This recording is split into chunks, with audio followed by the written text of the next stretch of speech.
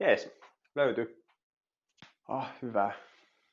Voitko sinä vielä muistuttaa, että miksi me murretaan sun sormi? Onko töissä on ihan älyttömän kiire, että me en pysty öisiin nukkumaan, me on jatkuvasti niin kireänä ja me on ihan kohta hajalla, mutta samalla minä tiedän tämä Suomen työttömyystilanne ja mun pitäisi olla kiitollinen minun työpaikasta, vaikka se on ihan paskaa, mutta silti mun on pakko saada saikkua jotenkin. Niinhän se olikin, joo. Jees, eli heti oot valmis. Hetkonen.